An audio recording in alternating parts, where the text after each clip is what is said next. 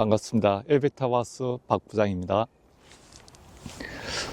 네, 오늘 소개해드릴 주택은 완주군 구이면입니다. 근데 이 상할권은 전주라고 보시면 돼요. 전주시랑 완주군이랑 이렇게 딱 경계되는 이제 상할권역인데, 건축주님께서 여기 이제 세컨하우스로 이제 지으신 거고, 이 땅도 이 집을 이제 지으려고 세컨하우스를 지으려고 마음을 먹고 구입을 하신 부지입니다. 보시다시피 뒤쪽에 조그만 동산이 있는데, 이게 한 가지, 이게 또 제가 썰을 좀 풀어드리자면, 땅을 살 때 저랑 같이 왔거든요, 건축주님이랑. 근데 그때는 이렇게 이게 엉달인 줄 몰랐어요. 그때는 여름에 와가지고 늦여름 정도 그때 온 것 같은데, 근데 한 가지 좀 아쉬운, 이제 부지의 특성이 약간 좀 엉달해진다. 그건 좀 되게 아쉬워요. 개인적으로도 그렇고 건축주님도 그렇고. 보시다시피 토목은 여기도 뭐 저기 이제 보강토 블록으로 이렇게 다 시공을 해서 이렇게 부지를 만든 거고, 그 다음에 앞쪽에 여기는 나중에 이제 정리가 되는 대로 여기는 앞쪽은 짠디하고 텃밭을 할 예정이에요. 그리고 이 집 주위로 해서 뒤쪽은 다 마당 타설을 이제 계획하고 있습니다.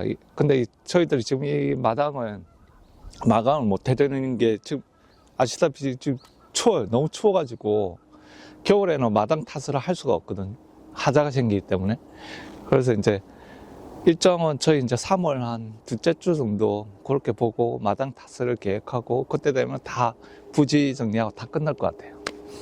그리고 보시는 이 집은 바닥 평수는 14평입니다. 14평이고, 안쪽에 들어가 보시면 오픈 천장에 다락이 8평이 있는 그런 모델이고요. 보기보다 집이 엄청 커 보입니다. 그 안쪽에 들어가서 보시면 공간도 굉장히 커 보이는 그런 주택입니다. 세컨하우스로는 굉장히 제가 추천드리는 모델입니다. 요거랑 똑같은 모델이 여기서 조금만 가면 또 완주에 또 완주군 안에 또 같은 모델이 하나가 더 있습니다. 이 모델은 그 안쪽에 구성도 거의 똑같아요. 똑같은데 약간 조금씩 이제 변형된 거, 이제 계단이라든지 다행도실 밑에 이제 뭐 공간 활용하는 거, 그런 것만 약간 바뀐 거고, 그거는 안에 들어가서 이제 확인해 보시면 될 것 같고요. 이 데크도 보면 이게 사이즈가 잘 느낌이 안 오시죠? 그 건축주님도 보시면 이게 도대체 얼마야? 제가 줄자를 한번 해서 한번 보여드릴게요. 이게 데크 사이즈가 여기 거 있으면 이거 2950이라고 보시면 돼요. 마감까지. 보통 이걸 이렇게 보시면 되고, 그 다음에 이 폭은 또 얼마냐 보시면 4100이에요. 근데 요 밑에 턱이 있기 때문에 요 4100이라고 보시면 되고, 그러니까 제가 오늘 이 출자를 가지고 와서 이렇게 보여드리는 게, 저희들은 이렇게 현장에 와서 보면 이게 넓이가 어느 정도 되고 높이가 어느 정도 된다는 거 우리는 다 알고, 업자들은 느낌이, 치수만 봐도 느낌을 알 수 있지만, 일반 그 건축주님들 같은 경우에는 이 동민을 봐도 잘 모르겠고, 3D로 저희들 보여드려도 공간에 대한 개념이 약간 좀 업자들보다는 조금 떨어지거든요. 그래서 오늘은 제가 줄자로 이렇게 치수를 한 번씩 이렇게 재서 보여드릴 거예요.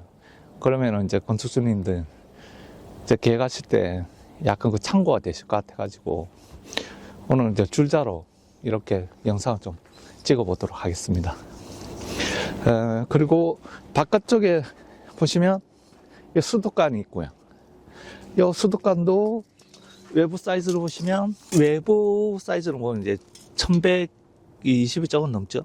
넘는데 이제 안쪽을 딱 찍어서 보면 880 정도 되는 거예요. 요 사이즈 느낌이 요는 이제 수도관 느낌이다. 이렇게 보시면 됩니다. 거의 1500까지 가면은 뭐 그 정도까지 하실 필요는 없을 것 같아요. 1m, 메타짜리만 해도 수도관은 충분히 역할을 다 할 것 같습니다. 그리고 뒤쪽은 보면 거의 보강도 높이도 잘 모르시겠죠. 요거 추수를 한번 딱 보시면 한 요 정도 느낌 되는 거예요. 네. 바닥에서 이제 요 정도 느낌 1500 정도라고 보시면 돼요. 이 보강도 사이즈도 딱 보시면 이제 폭이 200,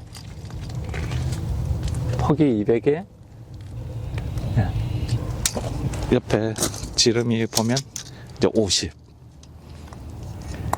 이 보강토 사이즈는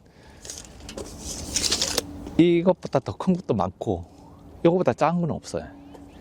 그러니까 요런 보강토 시공을 하면 이제 요런 느낌이다.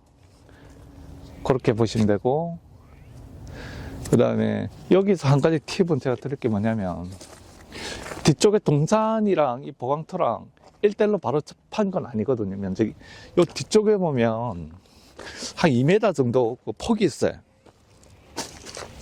한 2, 3m 정도 폭이 나와요. 요 정도 되면 이제 보강토로 해서 안에 뭐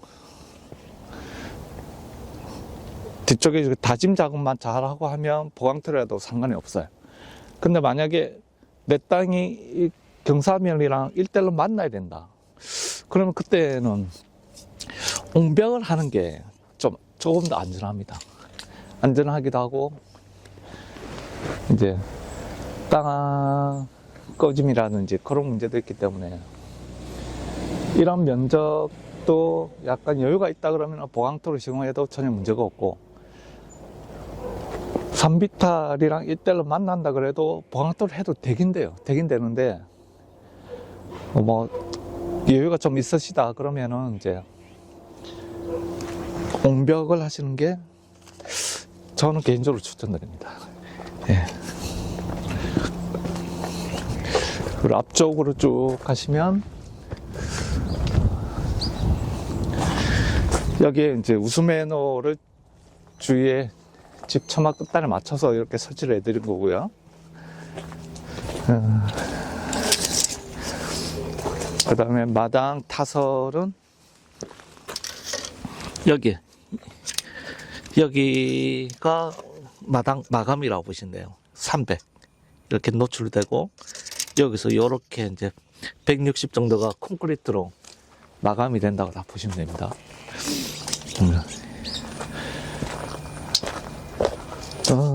그리고 이 집은 한 가지 좀 특이한 게 뭐냐면, 이 정화조를 저희들이 시공을 해드렸는데, 밖에 보시면 군 그 오수관로가 다 매입이 다 돼 있거든요, 도로 쪽에. 근데 이걸 왜 했냐면, 오페스가 메인관이 이 앞쪽까지 안 들어와 있어요. 안 들어와 있고, 저 너머 여기서 한 100m 정도 떨어져 있는 데까지 오수관이 매입이 돼 있어가지고, 이걸 시공 견적을 받아보니까 오수 이 업체가 금액이 엄청 많이 나왔어요. 그래가지고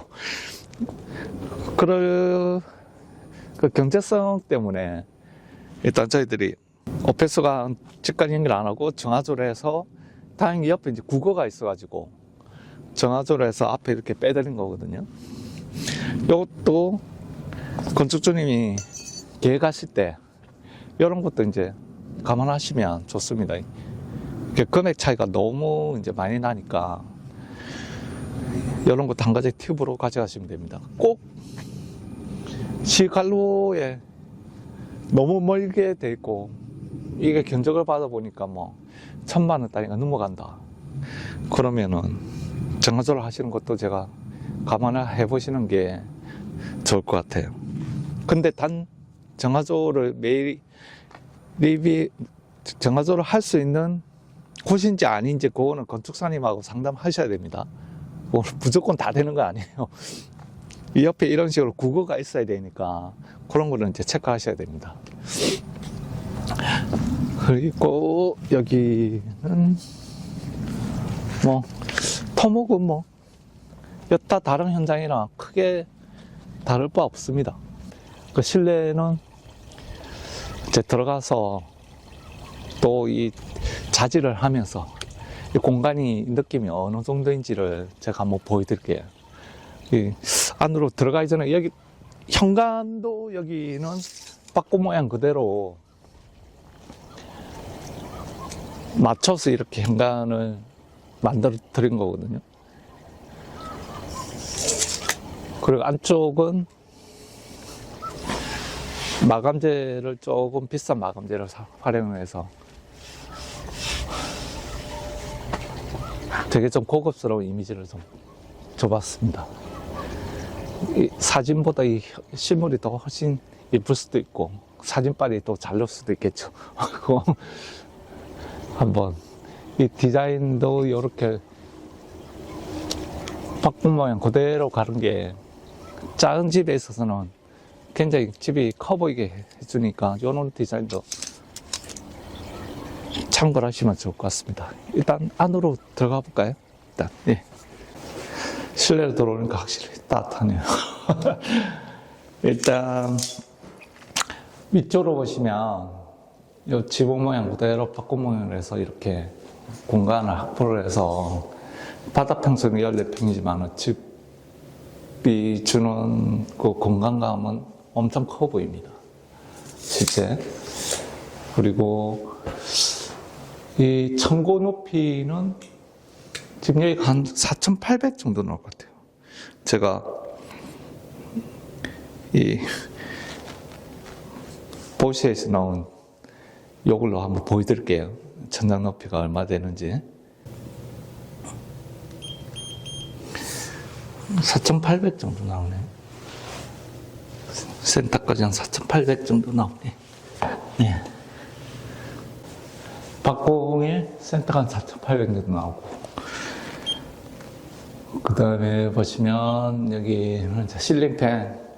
이렇게 박공으로 된 오픈 천장은 이렇게 실링팬은 설치를 하시는 게 좋습니다. 안 해도 되긴 하지만 이거 실링팬 해놓으면 아무래도 공기 순환하는 것도 좋고 인테리어적으로도 되게 예쁜 것 같아요.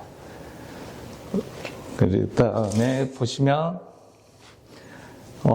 여기 이제 안쪽에 다락 밑 부분입니다. 여기가 다락 밑이고 여기는 이제 주방이죠.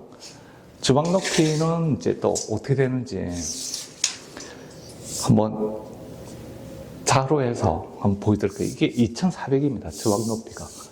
우리가 아파트 천고 높이가 2,400 정도 되거든요. 여기 이제 마감 높이 보시면 얘가 2,400 정도 나와요. 보이시나요? 네. 네.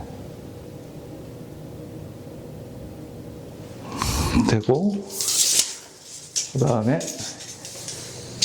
여기 이제 폭은 또 얼마 정도 되는지 제가 대략적으로 한번 느낌을 좀 아시게끔 자질 한번 해봐 드릴게요. 여기 폭이 보시면 이 폭은 한 2,620 정도 된다고 보시면 돼요. 예.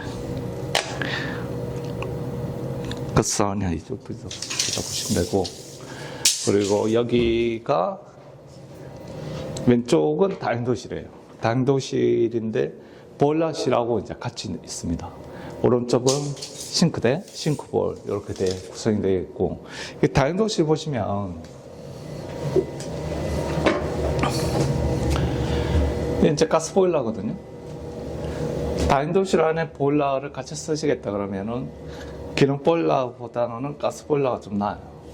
열혈은 아마 뭐 기름보일러가 더 좋다고 하시긴 한데 소음 때문에 보일러실을 밖으로 빼거나 따로 보일러실이 없는 경우에는 이제 가스보일러를 이제 제가 추천을 드리고, 그 다음에 이쪽에 보시면 계단 올라가는 이제 밑부분이죠.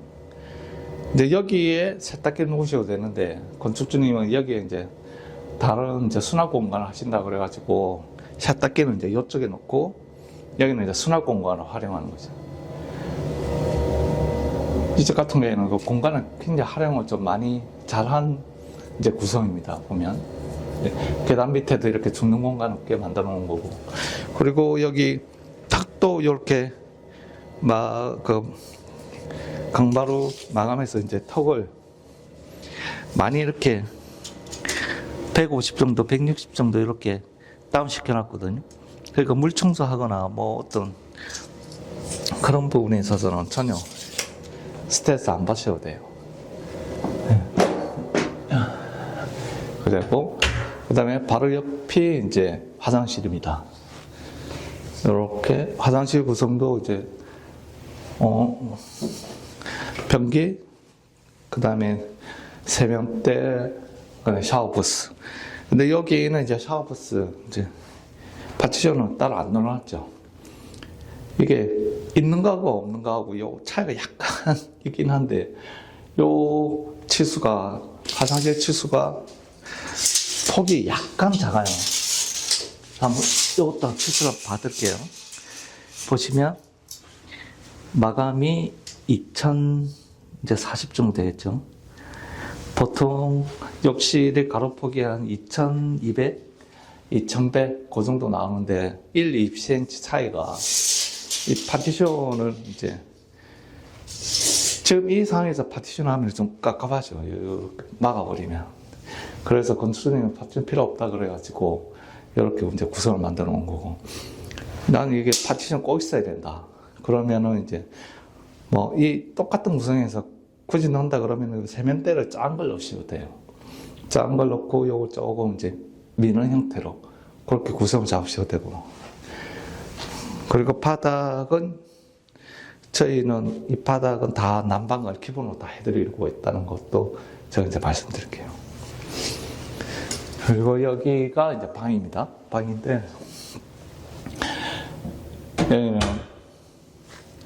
포켓도어를 이렇게 설치해 드렸어요. 예. 이게 공간이 좁기 때문에 방도 포켓도어를 설치를 해서 이렇게 공간을 활용을 좀 확보를 했습니다. 그리고 여기 안방을 드릴 때 폭이 얼마냐? 예, 이것도 한번 받을게요. 보시면 2200, 2190 정도 나오네요. 예, 이 정도 나오고, 그 다음에 여기는 보면 이 안쪽이 안쪽 쑥 들어가 있어요. 이쪽으로 보시면 이렇게 쑥 들어가 있죠. 여기는 이제 붙박이장으로 활용하시면 됩니다. 장을 넣으셔도 되고, 이렇게 비워놓고 여기 다른 공간을 활용하셔도 되고, 여기 폭은 보시면 1100까지는 안 나오네요. 보니까. 예, 1060 정도 나오고, 안쪽 쭉 들어가는 게 보시면 얘는 한 1800 정도 들어간 것 같아요. 예. 1800 정도 들어가고, 예. 여기도 천장 마감 높이는 보시면 2400이 나옵니다. 여기 보시면 2400 나오죠. 예. 마감 높이는 2400 나오고, 그 다음에 이 창이 포인트예요. 이 창을 좀 큰 창을 넣으셔가지고 이 창 크기도 한번 느낌을 보시라고 제가 재봐 드리겠습니다. 보시면 이제 1800 이렇게 나와요. 요 정도 느낌이 나옵니다. 이 치수가 되면. 그리고 높이는 보시면 900 정도 보시면 되겠죠. 880, 900 정도 나오는 거죠. 예. 이 정도 치수에 이런 느낌이 나온다. 그리고 여기는 이제 커튼 박스에 이제 들어가는 거고, 이런 이제 공간 활용을 충분히 하고 싶다 그러면은 이 여다지보다는 이 포켓도어가 훨씬 더 좋겠죠.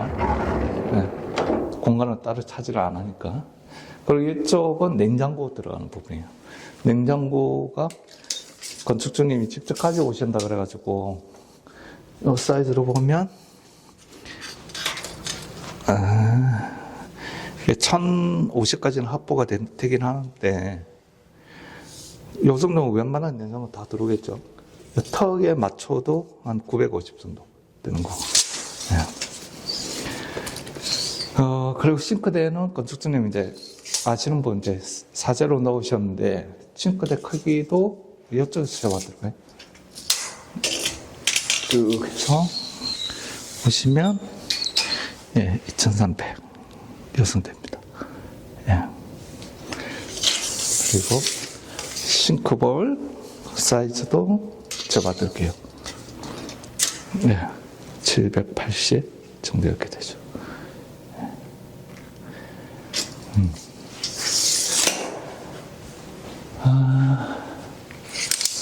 그리고 보면 대창 사이즈도 한번 잡아드릴까요? 대창 사이즈도 보면 1800입니다. 보면 이렇게 되고 높이가 보시면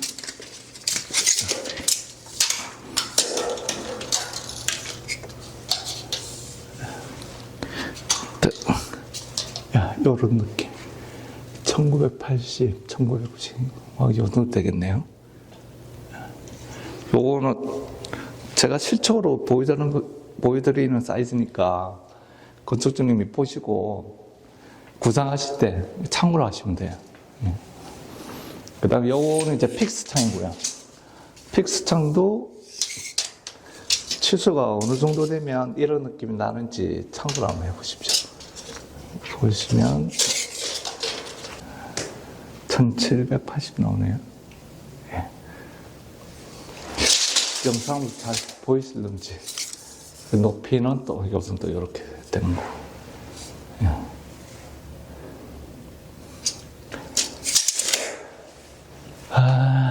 그리고 저 위쪽을 보시면 저기 이제 다락입니다. 다락 공간이고, 아까 제가 처음 말씀드렸다시피 밑에 바닥 면적은 14평이고, 이쪽 지금 보여드릴 공간은 이제 8평입니다. 그렇게 되면 실사용 평수는 한 20, 몇 평이에요? 22평쯤 되겠네요. 일단 계단을 한번 올라가 보겠습니다. 그리고 이 계단 폭도 한번 잡아드릴게요. 계단 폭도 보면, 그래서 마감해서 이제 725, 730, 그 정도 됩니다. 계단 폭. 그리고 올라오시면, 이런 느낌이죠.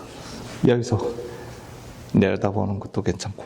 그리고 여기 지금 벽지가 이렇게 되는데, 이건 다른 게 아니고, 하자가 아니고, 에어컨 배관 나가는 부위입니다. 여기. 네.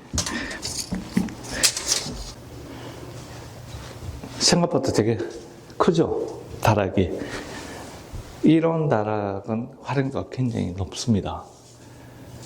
이게 다락 청고부터 일단 한번 보여드릴게요. 보시면 청고가 2m 넘죠.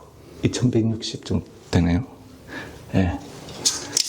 그 다음에 여기 다락의 중요한 포인트는 이 끝면이죠, 끝면. 여기 보시면 여기도 마감이 630 정도 나오죠. 그리고 여기에 나중에 수납 공간을 짜도 돼요. 되고 여기도 똑같습니다. 그렇게 잡으시면 되고. 그 다음에 여기도 창은 1200. 다르게 이런 느낌 되고, 콘센트는 건축주님이 원하시는 공간마다 다 설치를 다 해드리고 있어요. 근데 뭐 다다시 그냥 바닥은 난방은 안 됩니다. 다락은. 그건 이제 감안하셔야 되고, 제가 소개시켜드린 주택은 요 정도로 마감을 하면 될 것 같고요. 그 반대쪽에서 보시면 내려다 보는 요런 것도 굉장히 뭐 뛰어나다고 할까요? 그 밑에서 뭘 하고 있는지 감시는 잘 할 수 있습니다. 요 부분은 이제 유리로, 강화 유리로 하셔도 되고, 지금 저희들 마감 잡아놓은 요 원목 구조로 마감을 잡으셔도 되고, 요 부분은 옵션이 아니고 이게 기본으로 이렇게 해드리는 겁니다. 근데 여기를 만약에 뭐 철欄간이나 뭐 강화 유리로 하신다. 그러면 그건 아마 추가 요금이 나올 겁니다. 그건 감안해 주시면 되고요. 오늘 소개해드린 주택은 세컨하우스, 그 다음에 내가 방이 크게 두 개가 필요 없다. 그리고 뭐 나 혼자 뭐 세컨하우스 한다든지, 아니면 나 혼자 거주를 한다, 아니면 부부만 거주를 한다. 그렇게 계획을 잡고 계시면 굉장히 뛰어난 주택이라고 소개시켜 드릴 수 있습니다. 단열은 뭐 제가 그래서 패시브하우스랑 비교를 해드리는데, 그럴 수밖에 없는 게 패시브하우스랑 들어가는 자재가 똑같습니다. 저희에서는 기밀 잡는 것도 거의 이제 똑같다고 보시면 되고, 이제 외단열 이제 그런 이제 부분에서 디테일에 들어가면 아무래도 패시브하우스랑 약간 차이는 있긴 하지만, 들어가는 원자재라든지 단열재라든지, 그 다음에 마감 잡고, 뭐, 세렌 테이프, 기밀 테이프, 그 다음에 슬리브 시공 하는 거는 거의 패시브하우스랑 동급으로 보셔도 무방해요. 그리고 제가 아까 바깥쪽에서 설명해 드렸던 이 집은 응달임에도 불구하고 굉장히 따뜻해요. 그거는 제가 누차 말씀드리는 저희 회사만의 장점이죠. 일단 가성비라는 말은 저는 잘 사용을 안 하는데, 요즘은 이제 제로 에너지, 그 다음에 고단열 주택, 패시브하우스에 관심이 많이 높으시니까 저희 회사도 굳이 패시브하우스까지 비용을 지불 안 하셔도 만족감은 패시브하우스에 버금간다, 그렇게 말씀드릴 수 있습니다.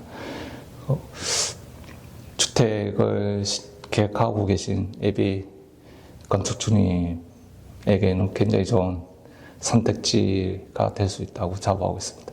저희 엘비타바우스 항상 응원해 주시고, 계약을 원하시는 분들에게는 좋은 자료가 됐으면 합니다. 오늘도 대본 없는 영상을 잘 봐주셔서 다시 한번 감사드립니다.